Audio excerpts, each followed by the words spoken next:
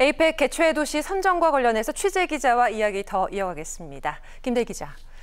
저희 OBS가 지난 13일부터 오늘까지 총 10차례에 걸쳐서 연속 보도를 하고 있습니다. 이렇게 집중해야 할 이유부터 좀 짚어주시죠. 네, 윤진영 앵커께서는 OBS 슬로건 아시죠? 지역이 희망이다. 그렇죠. 저희의 오랜 가치이지 않습니까? 네, 맞습니다. 경쟁 도시인 제주와 경주, 특히 경주의 경우는 경상북도의 전폭적인 지원으로 대국민 호소라고 할 수 있을 정도로 대대적인 홍보에 나서고 있는데 이번에 그거에 대응해서 OBS가 나선 이유기도 합니다.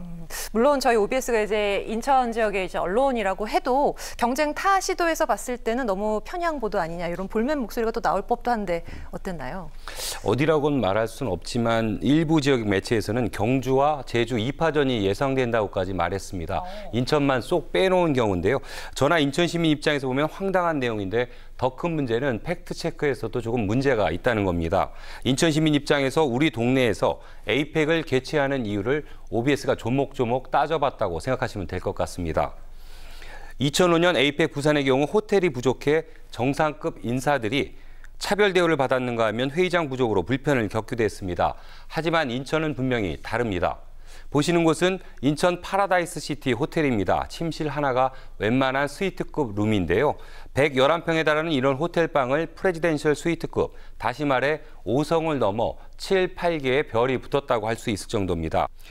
인천엔 40평 이상 프레지덴셜 스위트룸이 43개가 됩니다. 각국 정상 20여 명, 세계 옵저버 기구, VVIP까지 더해도 차별 없이 모두 최상급 숙소에 머물 수 있는 겁니다. 물론 국제회의장 공간 역시 호텔만큼 넉넉합니다. 네, 어디까지나 사실에 근거를 해서 이제 보도를 해드리고 있습니다. 하나 더 여쭤보자면 OBS의 이제 이런 연속 보도, 인천시를 위한 것인지, 인천 시민들을 위한 것인지, 사실 뭐 둘 다 다름이 없어 보이긴 합니다만 좀 팩트 체크해 주시죠. 네, 팩트는 분명히 100% 시민에게 고스란히 혜택이 돌아간다고 봅니다. 효과적인 측면 살펴보겠습니다. 미추홀구의 김씨 할아버지와 박씨 할머니 등 우리 주변 어르신들이 주차 안내와 장소 안내 등에 투입돼 하루 10만 원 넘는 일이 가능하고 또 일자리에 배고픈 연수동 정치총각은 건설 현장에 투입돼 고정된 급여를 받을 수 있습니다. 이런 식으로 2만 명 이상이 새로 일자리를 찾게 됩니다. 당장 눈에 보이는 직접 효과만 500억 넘고 부가가치까지 합하면 2조 3천억 원 넘는 막대한 파급 효과가 기대됩니다. 다음 달 확정되면 내년 11월까지 1년 반 넘는 기간 동안 인천은 일자리와 경제 특수를 얻는 셈입니다. 한편으로 좀 우려의 목소리도 나오거든요. 배보다 배꼽이 크면 어떡하나. 행사는 인천에서 하는데 관광은 혹시 이제 서울로 좀 유입이 되는 게 아닌가 이런 우려들 목소리는 어떻게 보십니까? 네, 분명히 있을 수 있습니다. 하지만 경주, 제주와 달리 인천, 송도 컨벤시아는 증축이나 개축이 필요 없고 5성급 호텔도 충분합니다. 한마디로 추가 인프라 짓는 비용이 적어 말 그대로 언제든 손님만 들어오면 된다는 식으로 이해하시면 될 것 같습니다. 영종 인스파이어 송도 호수공원, 청라는 물론 올드타운 제물포와 강화도까지 반전 매력 가득한 관광지가 풍성한데요. 오히려 경기 북부와 손잡고 DMZ 안보 관광, 서울 경복궁 청와대 투어 등 수도권 관광은 더 큰 시너지가 기대될 정도입니다.